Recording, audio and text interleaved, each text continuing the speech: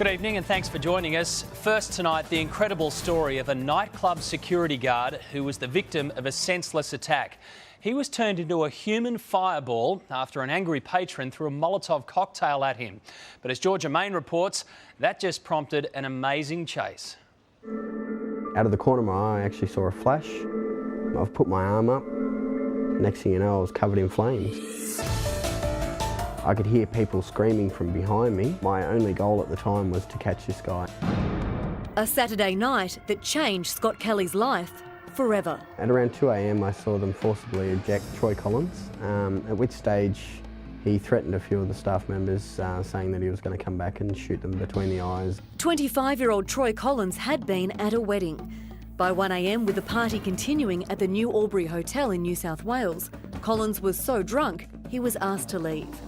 But instead of going home, he jumped a back fence and snuck back into the pub. This was a guy with a lot of anger just because of the fact he couldn't have a drink. He'd gone away. He'd even parked his vehicle around the corner for an easy getaway. After being kicked out again, Collins changed out of his wedding suit into jeans and a hooded jumper and returned to the hotel. I turned my back and here he comes. Watch as he lights a Molotov cocktail hidden in his jumper and throws it directly at security guard Scott, accidentally catching fire himself. I ended up having basically all the hair burnt off the left side of my head. My left ear was all blistered and bubbled up. I had flash burn to my left eye. My left arm had no hair on it whatsoever and was all red, and basically the shirt had actually stuck to my back and burnt to the back. It's usually bouncers who are blamed for much of the violence at night spots. But industry experts say assaults are growing at the hands of partygoers fuelled with booze and drugs, left to people like this Melbourne bouncer to try and control. He was set upon by a gang wielding machetes and knives, severing his thumb. Just underneath the top knuckle, and she was just held on by a little bit of skin on the inside of the thumb, so I was able to save it. When the sun goes down, some of our most popular night spots become no-go zones. Night after night around the country, the violence escalates. It's not just about alcohol. It's often just about wanton, aggressive violence.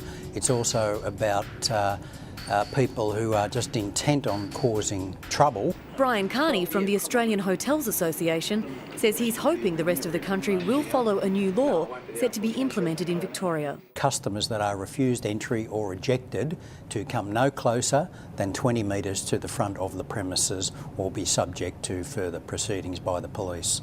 Now, we see that as a very constructive contribution to remove the tension out of this face-to-face situation. As for Troy Collins, he's been sentenced to a minimum of 2 years and 9 months in jail. Judge Colin Charteris said Collins had no regard for others' well-being. It just felt like a great weight had lifted off my shoulders. Having a harsh penalty such as what he received, if that could become commonplace for when people might think twice before assaulting a security officer. Fear of being set on fire continues to haunt Scott. He hasn't worked as a security guard since. Both mentally and physically, the scars will last a lifetime. Well, only a week after that happened, another couple of bouncers were actually injured, as in busted jaw and a few other things, and set upon by guys. And yeah, it's just scary to think that, I'm glad that I'm not out there anymore.